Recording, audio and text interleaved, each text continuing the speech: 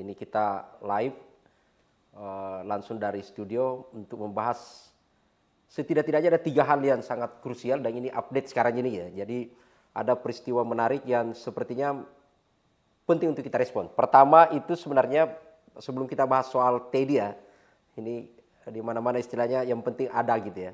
Tapi kita bahas yang pertama itu adalah ada 3 hal. Ada informasi yang paling terkini dulu gitu ya, berkaitan soal mantan kepala BK Badan Gizi Nasional gitu, Dadang Hindayana gitu ya, bersama timnya ada Lodewijk gitu ya, lalu kemudian ada Mas Sony Sanjaya. Sekarang ini sebenarnya sudah diperiksa di Kejagung gitu ya, sudah diperiksa di Kejagung. Jadi hanya beberapa saat kemarin setelah dicopot dari jabatannya itu kemudian diciduk oleh Kejagung, diperiksa berkaitan soal berbagai dugaan korupsi di proyek makanan bergizi. Soal ini sebenarnya nanti kita akan bahas itu gitu ya. Tapi ini adalah informasi terkini dan sekarang ini yang bersangkutan masih di Kejagung gitu. Ini kita akan informasikan update-nya gitu. Yang kedua adalah yang agak ngeri-ngeri sedap juga ini sekarang ini adalah berkaitan soal rupiah. Nah ini rupiah per detik sekarang ini adalah sudah mencapai pada angka 17.925. Jadi kalau Purbaya menyebut di bulan Mei itu janjinya adalah Juni akan kembali ke 16.000, ya Anda boleh percaya, tapi faktanya adalah sekarang ini itu PHP. Yang terjadi adalah 17.925 dan IHSG bahkan sekarang sudah menyentuh pada angka 5.900. Jadi ini kita semakin buruk gitu ya. Itu yang kedua kita akan bahas di sesi kali ini. Dan yang ketiga tentu berkaitan dengan video tadi.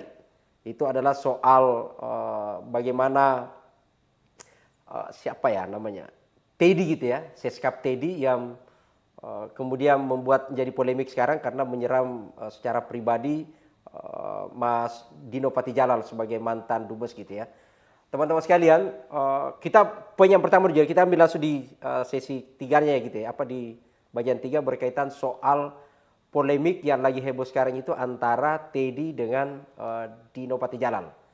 Ini sebenarnya adalah berkaitan dengan soal, nah ada kaitannya dengan soal rupiah sekarang ini. Ini berkaitan dengan soal tabiat gitu ya, perilaku, kebiasaan yang sebenarnya bukan soal tidak lazim. Kalau tadi menyebut itu Dino tidak lazim karena dia menempatkan berdasarkan data yang dimiliki Pak Dino, ternyata Prabowo itu adalah seorang kepala negara, presiden yang sekarang ini, di akhir-akhir sekarang ini adalah paling tinggi kunjungannya ke luar negeri. Jadi kalau dibandingkan dengan kepala negara atau presiden di dunia ini, Prabowo itu mengambil rekor tertinggi gitu ya. Bukan karena kinerjanya, tapi adalah karena tinggi kunjungannya ke luar negeri. Walau alam ada yang menyebut ini plesira, memanfaatkan dan macam-macam gitu ya. Tapi ini adalah sesuatu yang sesungguhnya disebut kalau Dino itu adalah tidak pantas dan banyak hal yang dikritik di sana. Tapi teman sekalian, saya ingin mengaitkan pada posisi berkaitan soal rupiah karena kalau kita lihat data gitu ya, data yang ada banyak data sebenarnya berseliweran di mana-mana yang mengkritik berkaitan dengan perjalanan Prabowo selama menjabat sekarang ini. Jadi belum cukup 2 tahunnya, baru setahun lebih menjabat sebagai presiden, tapi kemudian angka untuk melakukan kunjungan ke luar negeri itu memang kalau data selain data dari Pak Dino Patijalal, kita kutip juga misalnya data dari Republika gitu ya, itu mencatat ternyata angkanya sudah berada pada angka per hari ini itu 53 kali kunjungan. Jadi bayangin kalau 53 kali kunjungan dengan menjabat baru 20 bulan, maka menurut data di Republika itu kalau di compare rata-ratanya maka Prabowo bisa saja dalam 1 bulan itu 2-3 kali kunjungan.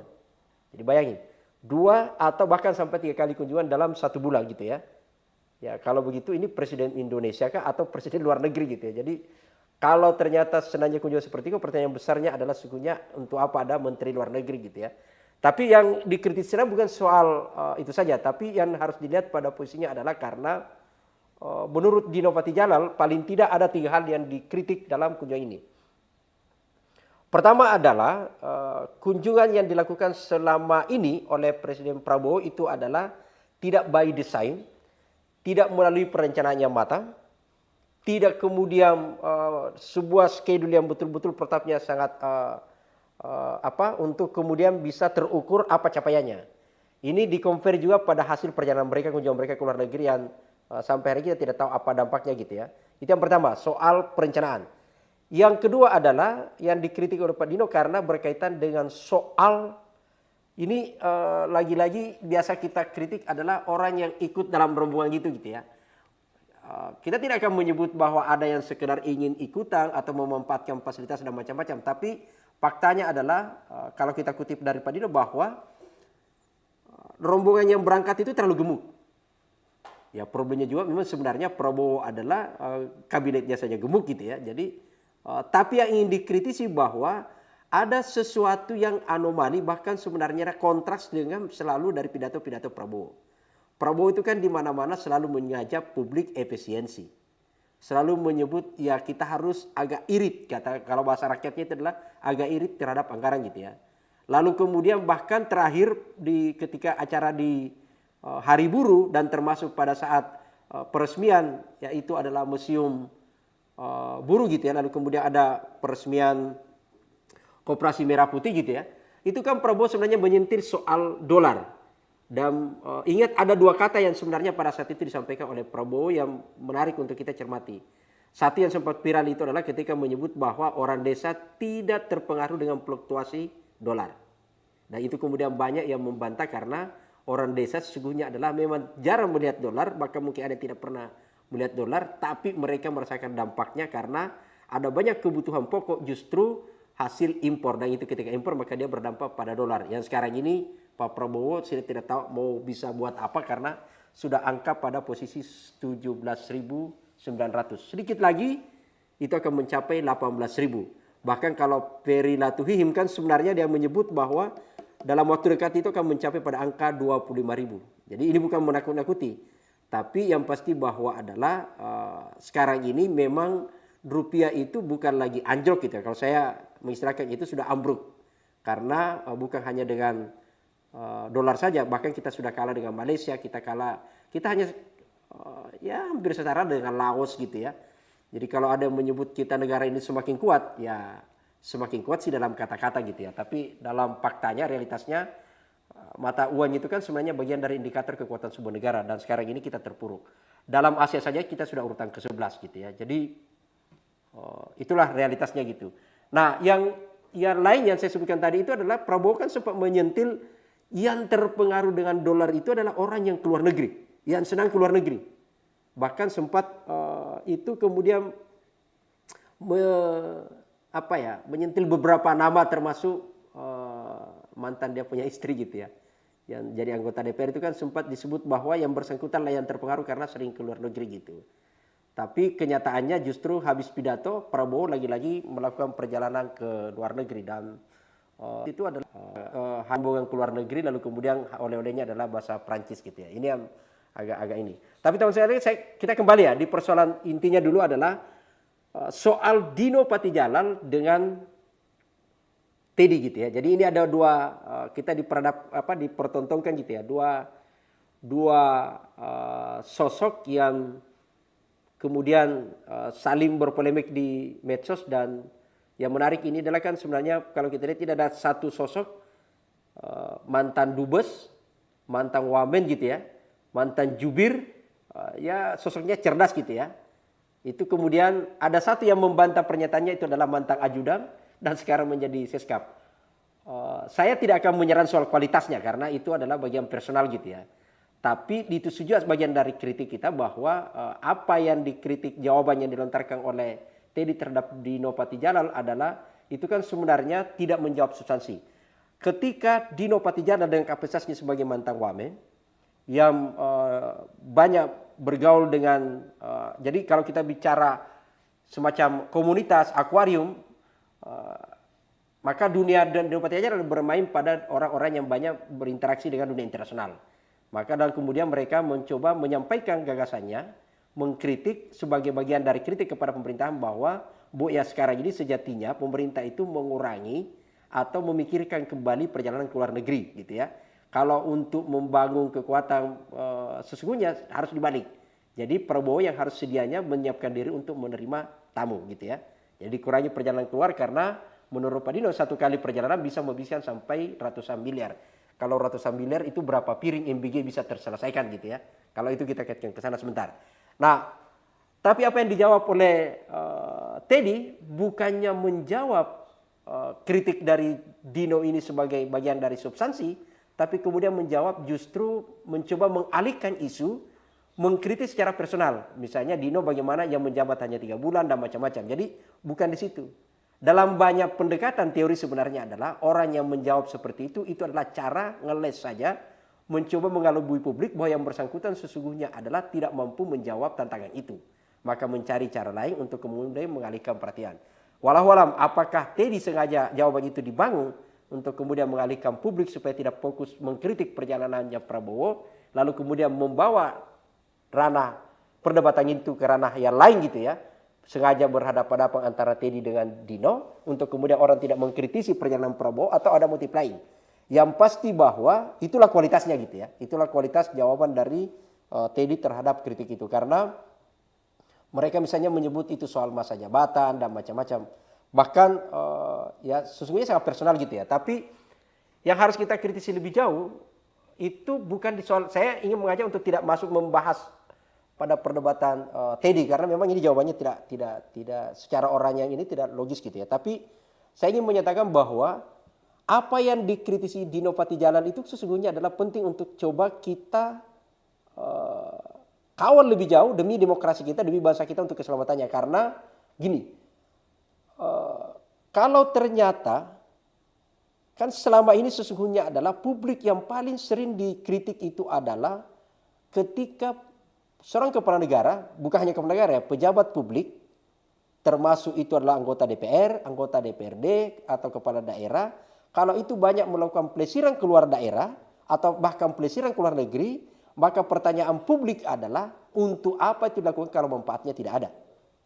Nah, itu yang pertama. Yang kedua kan sebenarnya, kepala negara ini kan bagian dari, harusnya melihat sebagai patron gitu ya. Dia akan memberikan contoh. Bagaimana bisa kemudian Prabowo untuk kemudian mengajak DPR irit melakukan kunjungan studi banding ke luar negeri kalau ternyata Prabowo dalam 1 bulan saja bisa 2-3 kali ke luar negeri. Kan sesuatu yang anomali mengajak orang lain efisiensi tapi pada saat bersamaan yang bersangkutan itu boros. Toh kenapa kita menyebut boros sampai hari ini adalah tidak ada penjelasan apa dan belum ada terasa apa dampaknya gitu ya yang bisa ini. Yang lebih parah lagi adalah mirisnya karena ternyata perjalanan Prabowo ini kan dilakukan di saat kita pernah membahas di channel ini ya bahwa jadi tidak bisa kita tutupi dengan sebuah kebohongan gitu ya. Saya menganalogikan pada saat itu bahwa ekonomi itu seperti dengan iklan bahwa rasa tidak bisa dibohongi. Anda bisa menyebut bahwa pertumbuhan ekonomi baik, Anda bisa menyebut bahwa fundamental ekonomi kita baik, tapi ketahuilah faktanya realitasnya hari ini masyarakat kita itu adalah menjerit. Daya beli masyarakat kita semakin sulit gitu ya. Apalagi dolar sekarang sudah 17.900 gitu ya, lebih 929. Jadi posisinya tidak bisa, kalau ekonomi itu adalah rasa yang tidak bisa dibohongi gitu ya. Dan itu adalah realitas yang terjadi. Sayang sekali kemudian di saat tengah krisis itu Prabowo justru memberikan contoh yang tidak pantas karena melakukan perjalanan ke luar negeri. Dan itulah yang dikritik. Sejatinya yang harus dijawab oleh pemerintah itu adalah argumentasinya dengan memperlihatkan output kinerja atau hasil ketika melakukan perjalanan. Misalnya, apakah perjalanan ke sana itu kemudian membawa dampak yang setelah pulang dari daerah gitu ya, dari negara lain seperti presiden-presiden sebelumnya itu membawa mandat MOU, kesepakatan misalnya kerjasama bahwa akan ada pembukaan lapangan kerja, akan ada investasi sekian, bukan kemudian oleh-olehnya adalah mengajak daerah untuk bahasa Prancis. Sudah pernah Portugis, kemudian Belanda, kemudian Cina, sekarang bahasa Prancis lagi. Sejatinya adalah justru yang harus ditekankan ya walau-alam gitu ya. Itu yang terjadi sebenarnya. Nah, yang lain pertanyaan lain sebenarnya adalah saya tadi menyebut bahwa apakah ini skenario yang sengaja memang Teddy muncul untuk mengalihkan perdebatan publik yang selama ini aktif begitu keras mengkritisi perjalanan ke luar negeri, kemudian tiba-tiba dileka menjadi perdebatan yang personal antara Teddy dengan Teddy dengan Dino Patijalal gitu ya. Tapi sebenarnya coba kita lihat. Saya sekali lagi untuk menyatakan bahwa apakah ini Teddy adalah bumper gitu ya. Yang sengaja untuk pasang badan saja, apapun hasilnya. Kalau ada istilahnya, kalau Tempo itu kan menyebut apapun yang penting Teddy. Kalau sini, kalau saya misalkan justru jangan-jangan justru posisinya memang Teddy untuk dipersiapkan untuk bumper untuk segala hal gitu ya. Kalau dulu Jokowi itu kan ada LBP, Luhut Binsar Panjaitan. Nah sekarang ini diambil alih perannya oleh Teddy gitu ya. Karena posisinya gini. Pertanyaan besar yang kita harus jawab adalah kenapa Teddy yang mengklarifikasi soal kritik dari Dino Patijalal. Sementara Teddy adalah sekretaris kabinet. Yang urusannya sebenarnya tupoksinya adalah urusan administrasi. Urusan koordinasi program antar kementerian. Itulah Teddy. Bukan kemudian menjawab soal ini. Jadi harusnya kalau mau, jadi posisi Teddy bukan, kalau istilahnya itu kan front line ya. Jadi dia terdepan gitu yang dalam konteks untuk mengklarifikasi. Karena dia adalah urusan yang administratif. Kalau ingat dulu ada Pramono Anung gitu ya. Pramono Anung sangat jarang untuk tampil di dalam pada saat Jokowi gitu ya. Kedua kan sebenarnya ada bagian komunikasi di istana, ada apa namanya badan koordinasi komunikasi yang sekarang ini dipegang oleh saya lupa namanya gitu ya, yang pernah jadi kepala staf kepresidenan gitu ya, Kodori gitu ya. Itu sekarang ini tapi kan Kodori justru mengklarifikasi juga aneh. Jadi kualitasnya sama saja antara Kodori dengan Teddy. Kodori pun tidak menjawab apa sih sebenarnya hasil dari perjalanan selama 53 kali ini. Yang ada sebaliknya adalah kan perjanjiannya dengan Amerika justru itu kan menjual Indonesia kasarnya gitu ya. Hasil dari Prancis berkali-kali bertemu dengan Macron ini presidennya Prancis apa gitu loh. Ini kan justru yang dijawab oleh Kodori adalah Prabowo adalah satu-satunya presiden dalam sepanjang sejarah ini yang paling dekat katanya gitu ya. Dengan Xi Jinping, dengan Trump, dengan Putin gitu kan. Itu kan semua digambarkan seperti itu. Ya kalau dia memang benar berteman harusnya diselesaikan, membantu untuk menyelesaikan bagaimana ambruknya rupiah ini. Tapi kan faktanya tidak. Jangan-jangan yang dimaksud berteman itu Kodori adalah kalau sudah bisa selfie bersama. Ya kalau itu mah bisa saja banyak orang gitu ya. Jadi dan tidak penting sebenarnya dibanggakan paling akrab dengan mereka. Akrab itu bukan sesuatu kebutuhan negara gitu ya. Bahkan jangan-jangan justru sebaliknya karena kita tahu justru Trump sekarang ini adalah dia adalah seorang presiden yang justru banyak melakukan genosida gitu ya. Sama dengan Israel. Atau Xi Jinping yang sekarang ini kita tahu pada 10 tahun sama dengan Jokowi dengan banyak investasi yang ugal-ugalan di tanah air gitu. Jadi ada banyak hal yang perdebatan yang sebenarnya kita lihat bahwa apa untung ruginya untuk diproklamirkan pertemanan itu gitu ya. Ini yang menurut saya agak krusial untuk kita harus jawab berkaitan soal kenapa mesti harus muncul. Terakhir berkaitan soal Teddy Dino ini adalah penting untuk publik kritisi gitu ya. Di satu sisi mungkin ada banyak yang kemudian merasa bangga karena pengaruh atau setidak-tidaknya ketika yang keberapa kalinya gitu ya ke Prancis itu selain menggunakan uang negara ternyata sebagian biaya ditanggung oleh Prabowo. Ini kan menarik untuk kita cermati. Kalau teman-teman yang konsen pada isu anggaran baik itu karena dinas kedinasan gitu ya, resmi, kunjungan ke presidenan gitu ya. Maka dengan sendirinya harusnya adalah harus menggunakan negara bertanggung jawab wajib membiayai itu, memfasilitasi. Dan itu anggarannya sudah ada di APBN. Dan atas nama akuntabilitas, 1 rupiah pun duit yang digunakan itu harus dipertanggungjawabkan. Karena duit itu adalah uang rakyat. Rakyat tidak akan keberatan dengan kepergiannya ke sana kalau itu bermanfaat. Itu yang pertama. Yang kedua adalah kalau ternyata dia menggunakan uang pribadi, maka pertanyaan besarnya adalah bagaimana dari sisi akuntabilitas untuk mempertanggungjawabkan dana tersebut. Karena itu bisa saja ngeles bahwa publik tidak akan punya hak bertanya karena yang digunakan itu adalah uang pribadinya. Itu satu. Kedua adalah dari sisi tata kelola keuangan itu salah karena sesungguhnya adalah kalau memang menyumbang harusnya memasukkan dulu sebagai sumbangan dari masyarakat untuk kemudian masuk menjadi pendapatan negara lalu kemudian negara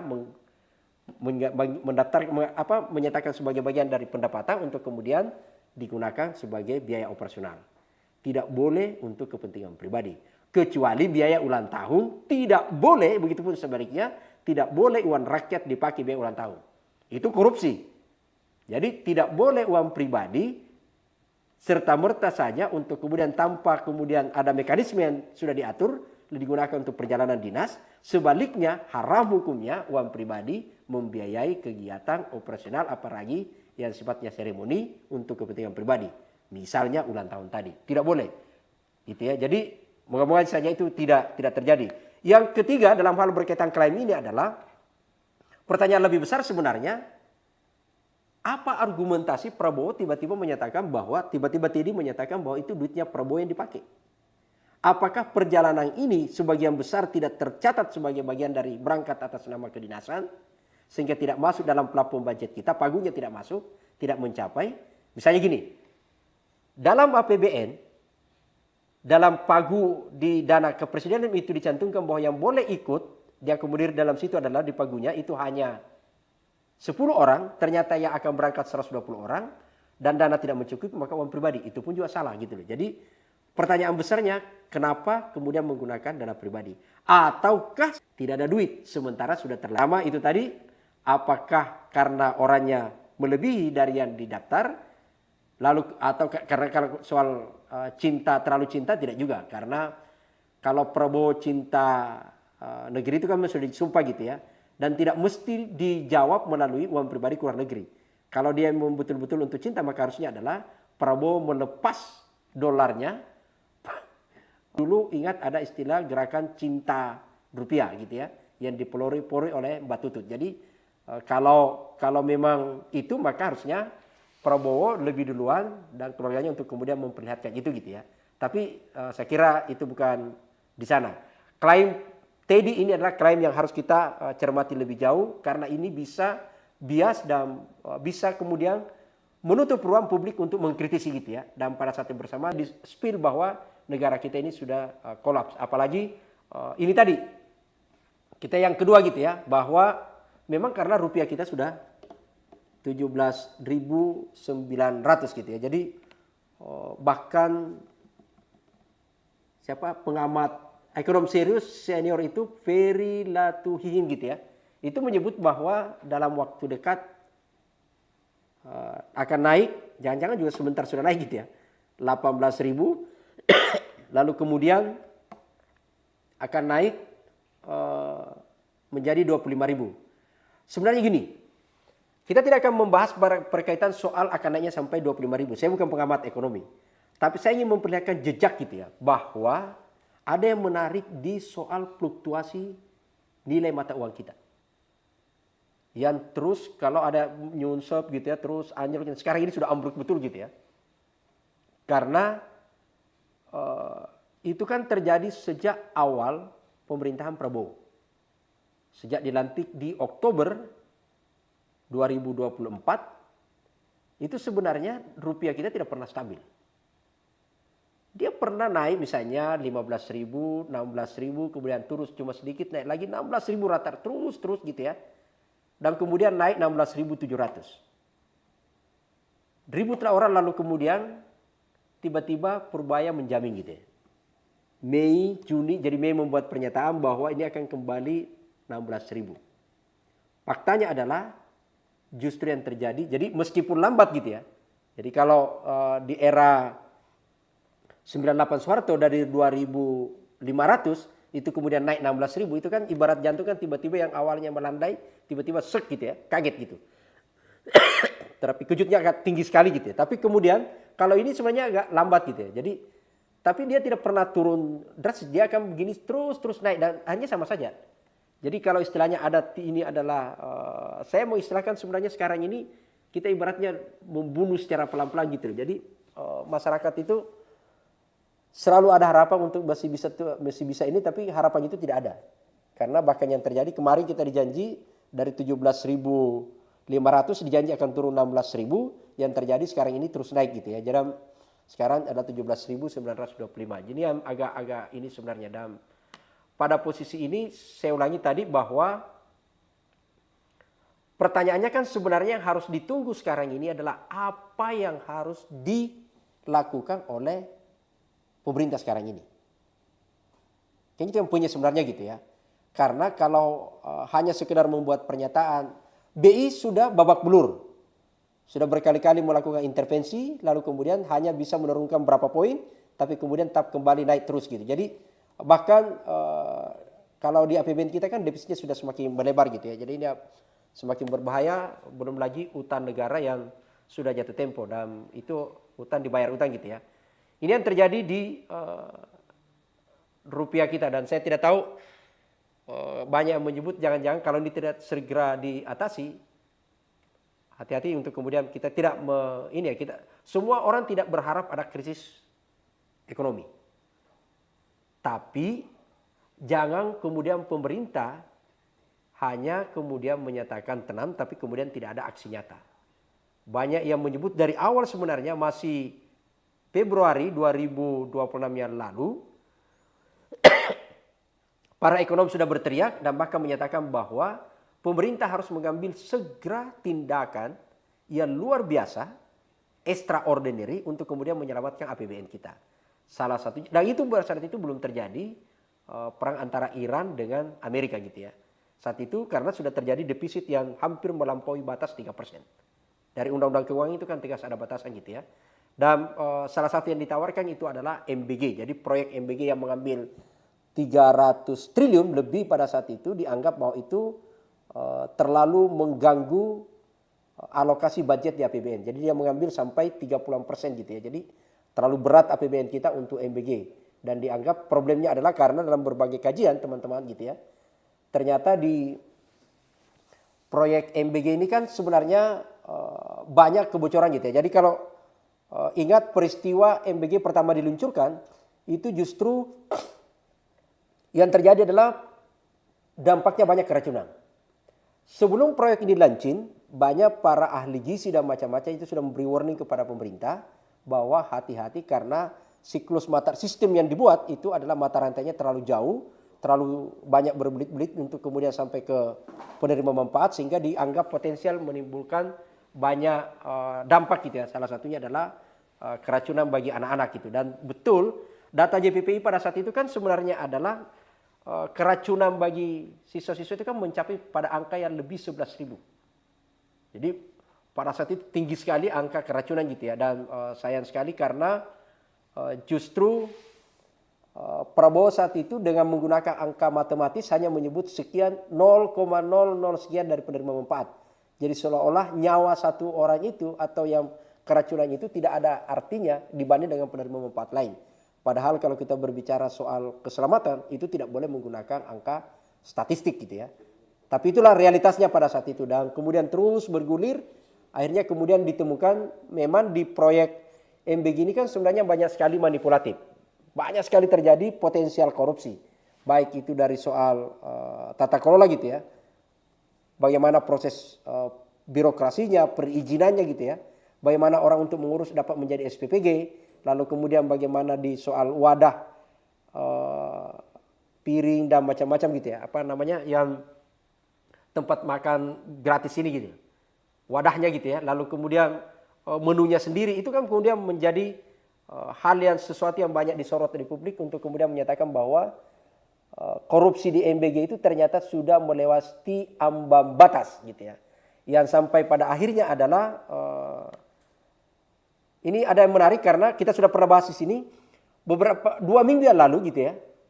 Prabowo memang sudah sempat di DPR menyatakan bahwa telah melakukan evaluasi terhadap program MBG dan secara sadar mengakui bahwa di proyek MBG ini itu banyak kebocoran gitu ya. Banyak masalah di sana. Bahkan mengaku Prabowo menyebutkan bahwa sudah ada 3.000 dapur, 3.000-an lebih dapur yang ditutup. Hanya saja sampai detik ini juga Prabowo belum menyebutkan apakah yang ditutup, siapa saja dapur itu yang ditutup gitu ya. Karena sekali lagi di MBG ini bukan soal gizi saja, tapi korupsinya itu adalah termasuk konflik of interest gitu ya. Jadi karena di proyek MBG ini banyak yang terlibat justru mengelola itu adalah ada di situ politisi, ada anggota DPR, ada keluarganya anggota DPRD, ada anaknya, ada ponakannya, ada macam-macam. Bahkan ada ketua partai politik gitu ya.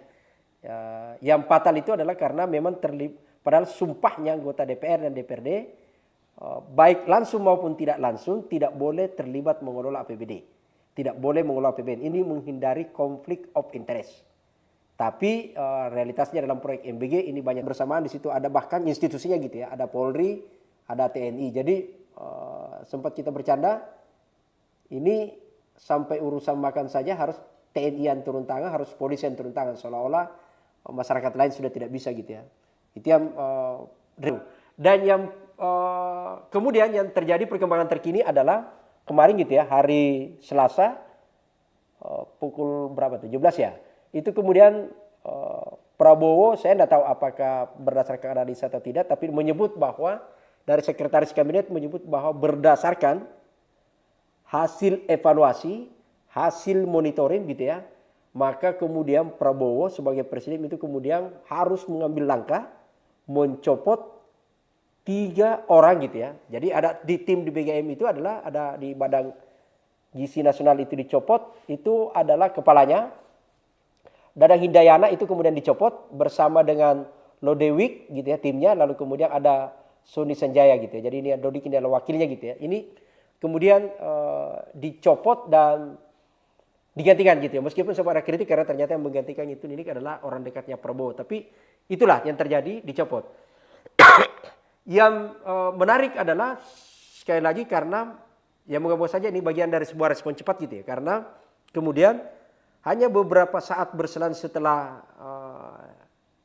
Prabowo mencopot beberapa tim di bagian ini, kemudian Jaksa Agung itu Kejagung kemudian bergerak cepat dan menciduk 3 orang.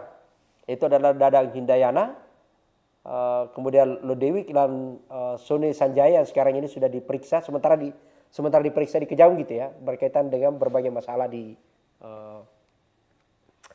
MBG. Jadi kita berharap sebenarnya ini transparan gitu ya, harus dibuka betul apakah ada manipulasi menjual beli perizinan atau ada persoalan lain, karena sekali lagi korupsi di MBG itu terlalu banyak gitu ya, terlalu banyak di sana yang harus kita bongkar betul setuntas. Dan ini bahkan sampai ke bawah, karena kalau kita bicara misalnya suap, maka itu kan mata rantainya sampai kepada SPPG. Kalau itu manipulasi penjualan perizinan, maka sampai situ. Kalau itu jual beli di soal pengadaan, misalnya soal pengadaan yang sempat ribut itu kan sebenarnya ada kaos kaki. Bayangin loh, sampai kaos kaki saja dimanipulasi, di markup harganya gitu ya. Ini kan ini. Kemudian ada motor listrik. Kalau ingat ada pengadaan motor listrik itu kan kemudian alasannya supaya cepat mendistribusi makanan-makanan di pedesaan, bukit-bukit gitu ya. Dan yang lebih parah adalah ada banyak desa yang tidak punya listrik gitu. Jadi, tapi itulah terjadi di proyek gizi nasional ini.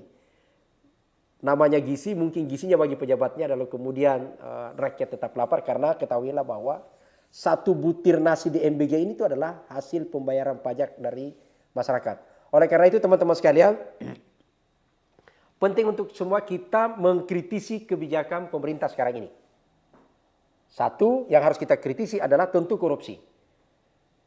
Semua persoalan di negeri ini itu adalah berakar dari persoalan korupsi yang subur. Rakyat semakin susah, rakyat semakin miskin, itu adalah karena korupsi semakin tinggi. Dan korupsi terjadi karena pemerintahan yang tertutup. Pemerintahan tidak pernah jujur menjawab yang substansial. Yang kedua yang harus kita kawal bersama adalah kebijakan-kebijakan yang signifikannya luar biasa, terutama yang mendesak sekarang ini.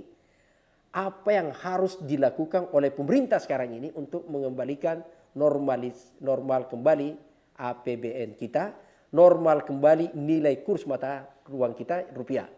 Bisa kemudian kembali kuat gitu ya. Karena ini penting supaya bisa kita betul-betul bisa kembali menikmati setidak-tidaknya tidak terpuruk ekonomi kita. Sekali lagi, ekonomi itu adalah soal rasa. Rasa itu tidak bisa dibohongi. Sekarang ini Pak Presiden adalah ekonomi masyarakat sudah menjerit. Kalau kemudian hanya mencari jawaban yang liar saja untuk menutupi, maka itu tidak menyelesaikan masalah. Sekarang ini yang ditunggu adalah extraordinary, tindakan yang extraordinary Pak Presiden untuk kemudian menyelamatkan. Apakah berani menutup satu program untuk menyelamatkan rupiah, menjaga defisit APBN kita, atau justru tetap memelihara walau-walam. semua berada pada pengambil kebijakan, tapi tentu keputusan terakhir ketika rakyat sudah tidak bisa lagi menghadapi situasi ini, maka harus kita kawal bersama untuk demi keselamatan bersama, karena negara dibangun karena rakyat yang sejahtera. Terima kasih teman-teman semua. Tidak ada kata berhenti untuk sebuah situasi yang membutuhkan kita. Dan tidak ada kata berhenti terhadap untuk mengkritisi pemerintahan yang boros, terutama tidak ada kata berhenti untuk mengawal proses yang terjadi di Kejaksaan Agung. Jangan sampai diamnya kita justru memberikan kelonggaran mereka untuk memperpanjang naskah drama pengentasan penegakan hukum yang sesungguhnya terjadi adalah brutality hukum. Terima kasih. Sampai jumpa pada edisi berikutnya. Assalamualaikum warahmatullahi wabarakatuh.